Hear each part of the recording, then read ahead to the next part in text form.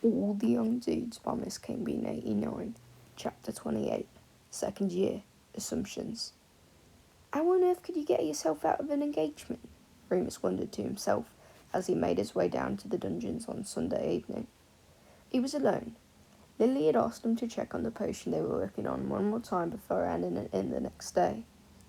He personally thought it was overkill, but was also guiltily aware that Evans had so far done the lion's share of the work. Sirius's problem had been ticking away in the back of his mind all day. James had charged them all with coming up with a solution by Christmas, but Remus couldn't see what might be done. He never thought about engagement, or marriage, or family honour before. Those were all grown-up things. 13-year-old boys certainly weren't supposed to worry about them. But then, he supposed, turning the final bend in the staircase, nor were 12-year-old boys supposed to worry about transforming into monsters once a month. He sighed heavily, pushing the door to the potions classroom open. To his disgust, Severus Snape was already in there, stirring his own potion. Their eyes met, and Remus froze for a moment, before squaring his shoulders, raising his chin, and walking straight over to his own cauldron, choosing to ignore the other boy.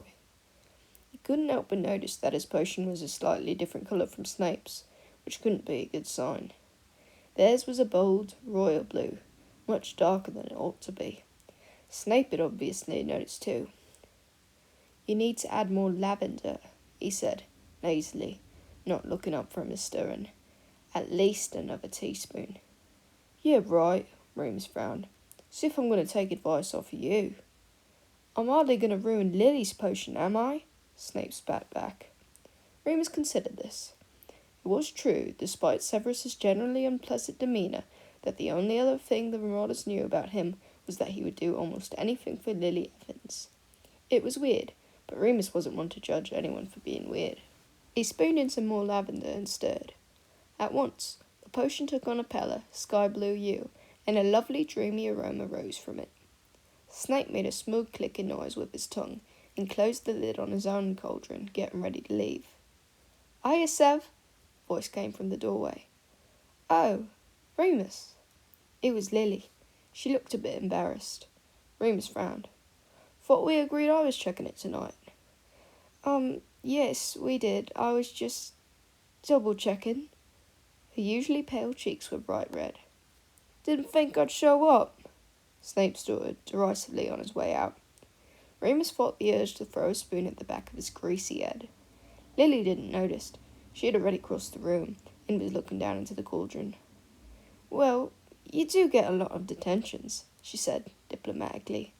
Severus swept out of the room. "Oh, wow.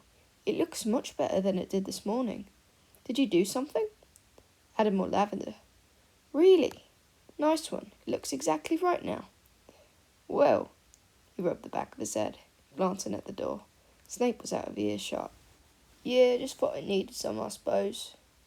"Nothing left to do then? Are you on your way back to the common room?" "Yeah." They walked together. Lily was in a good mood. "We work quite well together, don't we?" She smiled at him. "It's a nice change from Sev, anyway. You're much more easygoing."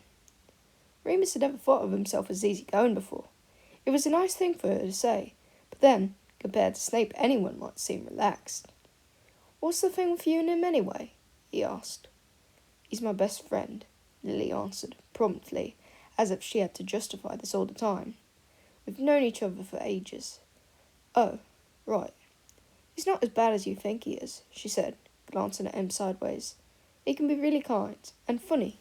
Why does he hang out with Mulciber and the pureblood lot, then?"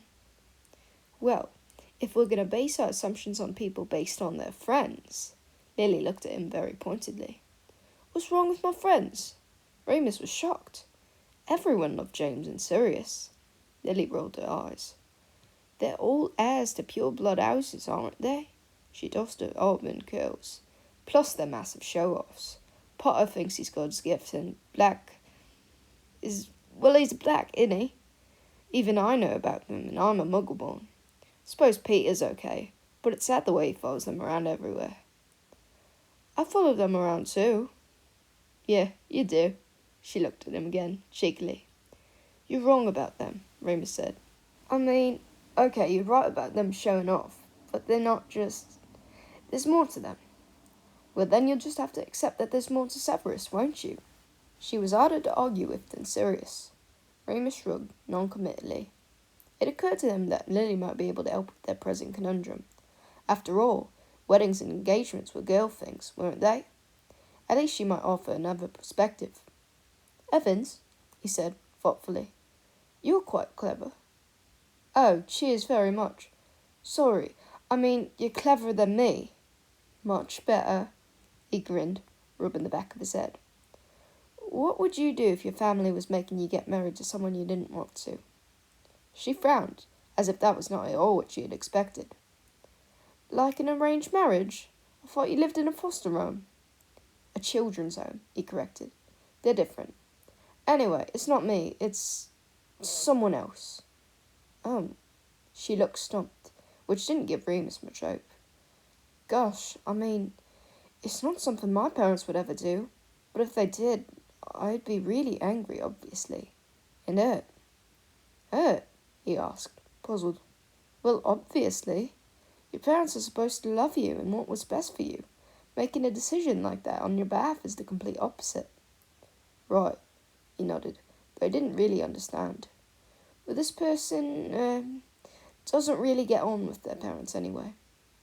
Even so, Lily shrugged, that doesn't mean they're not hurt by it. You should be able to trust the people who raised you. Oh, okay. Remus didn't know what to say to that. He had a horrible churning sensation in his stomach, the same feeling he used to get when he got called upon to read out loud. Lily hadn't noticed.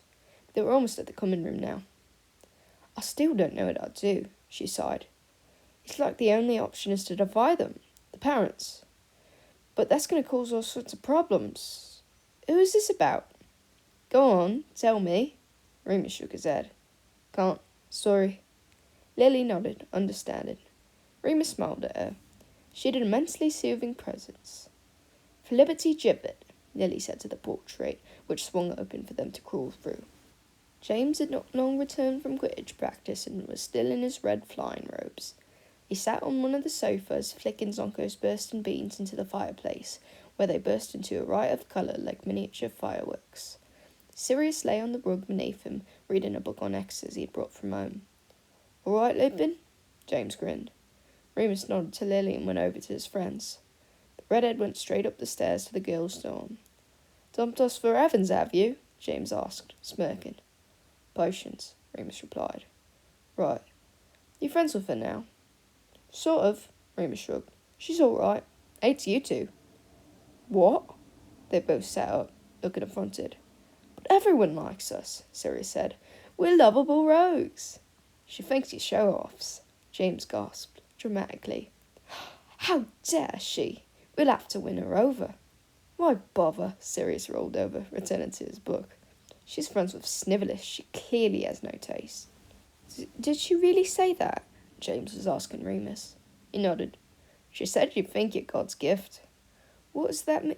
It's a Muggle expression, Remus explained. It means she thinks you're full of yourself. She thinks that?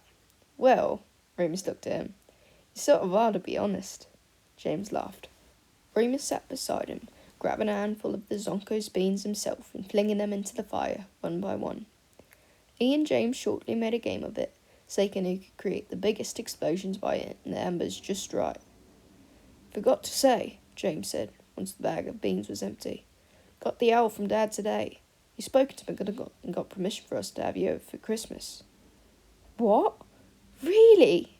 Remus was fascinated. Why would a grown-up who had never met him want to intervene on his behalf? He made a mental note to never underestimate the power of James's will, ever again. Yeah, doesn't think he can get you for the summer, though. Sorry. Remus shook his head, wordlessly. He ought to say thank you, but he hardly knew how. Just waiting for you now, mate, James nudged Sirius with his foot. Have you sorted it out for your mum? Say you're going to the Pettigrew's again? Not bothering, Sirius replied, still reading. Just going to go to yours without saying anything. Sirius was rarely ever in contact with his parents, but since the Narcissa development, he had been ignoring their hours altogether.